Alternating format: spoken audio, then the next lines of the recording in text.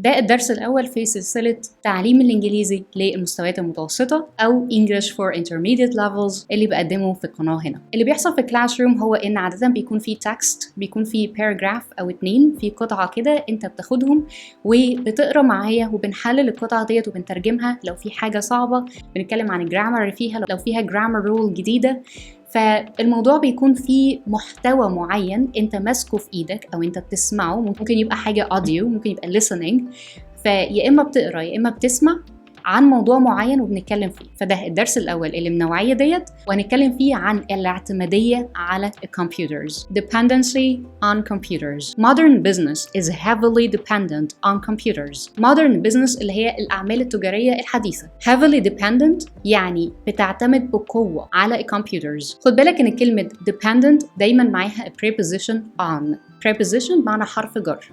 dependent on، وعكس كلمة dependent يعني معتمد على، عكسها هي independent. بنحط في الأول حرفين اللي هما in، والحرفين دول بيغيروا المعنى بتاع الكلمة. عادة بيكون العكس وعادة بيكونوا حرفين.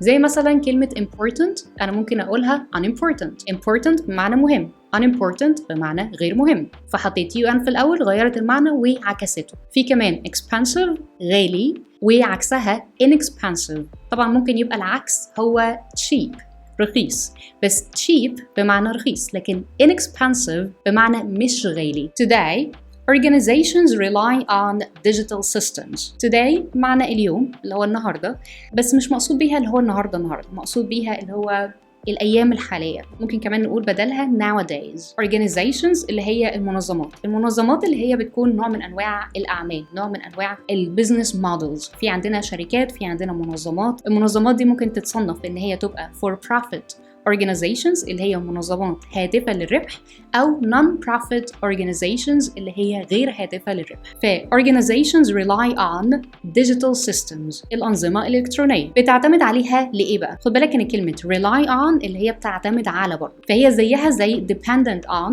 بس الفرق هنا إن إحنا لازم نقول is أو are dependent on، يعني لازم نستخدم verb to be في الأول قبل كلمة dependent عشان هي adjective، هي مش verb، فمحتاجة معاها verb، محتاجة معاها فعل، فبنقول is أو are. و is لو كلمة مفرد، يعني مثلا ممكن أقول modern business is dependent on computers.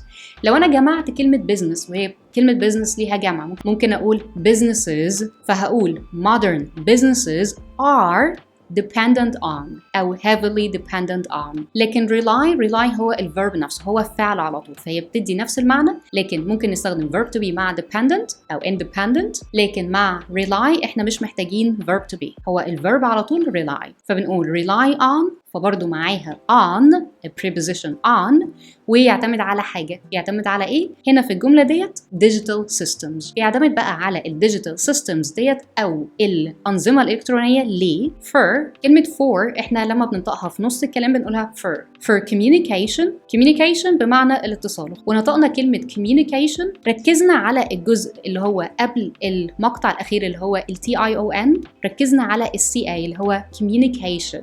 COM اتنطقت مش communication، لا اتنطقت communication. طيب هل بنعتمد على الديجيتال سيستمز علشان الكوميونيكيشن بس؟ لا، احنا عملنا listing يعني عدينا الحاجات اللي بسببها احنا بنعتمد على الديجيتال سيستمز، او الاورجانيزيشنز المنظمات بتعتمد على الديجيتال سيستمز. ايه بقى الليستنج دوت؟ اول حاجه في الليست اللي هي communication، وبعدين عملنا كوما transactions اللي هي الايتم الثانيه او الحاجه الثانيه اللي موجوده عندنا في الليست ديت. الايتم الثانيه هي transactions، وهنا بنوصف بيها عمليه التحويل الالكترونيه، زي مثلا ان انت تبقى قاعد في اي بلد وبتحول فلوس لبلد تانية. وبعدين كملنا الليست ثالث ايتم اللي هي operations بمعنى عمليات التشغيل. خد بالك هنا ان اخر ايتم في الليست احنا قلنا قبلها and، فاحنا لما بنيجي نكتب بنعمل كوما علشان نبين ان احنا بنعمل هنا listing، واخر ايتم بس هي اللي بنقول قبلها and، ما بنقعدش نقول and قبل كل ايتم. and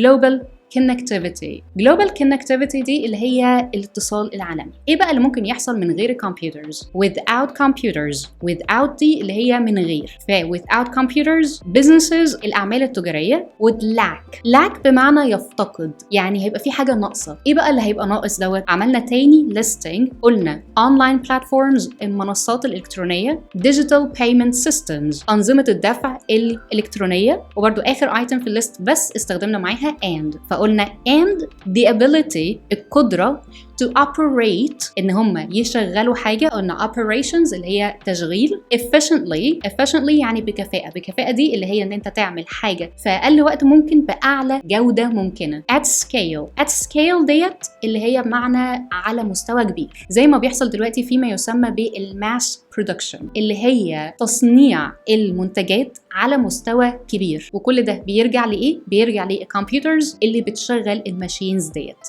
production at scale أو operation at scale هي نفسها نفس فكرة الماس production. even critical industries such as aviation حتى الصناعات الحرجة أو اللي فيها الغلطة بتبقى مشكلة كبيرة جدا زي صناعة الطيران depend on computer systems، يعني حتى الطيارات نفسها بقت أصلا فيها autopilot، يعني وفي أصلا كمبيوتر في الطيارة نفسها هو المسؤول تقريبا عن الطيران. فيها ايه بقى critical industry ديت؟ a single failure غلط واحد بس can disrupt entire operations، ممكن يعمل لخبطة كبيرة جدا كل العمليات اللي موجودة. ننقل بقى على paragraph التاني. لما بنبقى عندنا 2 paragraphs كده احنا بنبقى محتاجين ان احنا لما ننقل على paragraph مختلف نقول كلمة افتتاحية هي بتقول لنا احنا هنكمل بنفس الطريقة، فنقول مثلا حاجة زي furthermore. هل هنكمل بان احنا نقول نتيجة لذلك؟ احنا هنتكلم بقى عن النتائج بتاعة الاعتمادية على الكمبيوترز، فهنقول مثلا as a result consequently. لكن هنا احنا هنكمل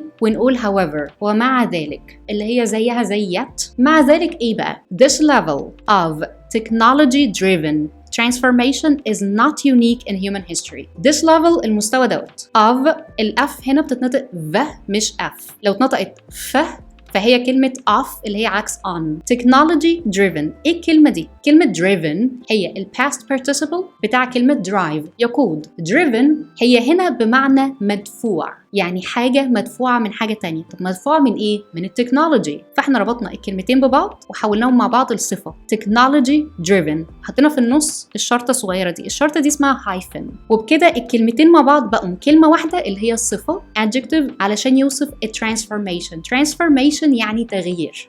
فبقت التغيير المدفوع من التكنولوجيا، والنوع ده من التغيير is not unique. يعني ايه؟ يعني مش حاجة فريدة من نوعها in human history في تاريخ البشرية. فالنوعية دي من التغيير حصلت قبل كده. طب حصلت فين؟ one of the earliest examples واحد من أوائل الأمثلة. هي early بمعنى بدري، بس هنا مش بمعنى بدري لكن هنا بمعنى أوائل is the industrial revolution الثورة الصناعية. فمن أوائل الأمثلة اللي عندنا هي الثورة الصناعية industrial revolution. وبعدين بيكمل وصف بقى للثورة الصناعية دي، بيقول a major turning point that fundamentally changed how goods were produced and how businesses operated. A major بمعنى رئيسي. Turning point نقطة تحول، فهي نقطة تحول رئيسية. That fundamentally اللي هي على مستوى أساسي. Changed بمعنى غيرت. How goods بمعنى بضايع. Changed how goods were produced غيرت الطريقة اللي البضايع بيتم إنتاجها. And how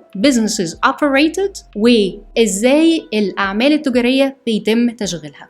أول مثال للتغيير اللي عندنا اللي كان ناتج عن التكنولوجيا كان هو الثورة الصناعية. وبعدين بيكمل وصف للثورة الصناعية ديت وبيقول it marked، فit هنا بترجع للثورة الصناعية أو industrial revolution. It marked a shift toward efficiency، هي عملت علامة بتمثل تحول ناحية efficiency اللي هي الكفاءة. mechanization إن كل حاجة بقت بتتصنع بالآلة اللي هي بتترجم بميكنة. and large scale production اللي هي again زيها زي الماس production اللي احنا لسه قايلين عنها. ودي كلها كانت مبادئ من مبادئ الثورة الصناعية اللي لسه مكملة لحد النهاردة بتشكل الحياة العصرية بتاعتنا. فبتتوصف هنا بنقول principles مبادئ that continue اللي مكملة to shape في تشكيل modern business systems في تشكيل الأنظمة بتاعة الأعمال الحديثة. بكده نكون خلصنا الفيديو دوت، أتمنى تكون استفدت منه. ما تنساش تعمل سبسكرايب لايك وشير، ولو عندك أي سؤال اكتبه في الكومنتس. Thank you for watching and see you next time.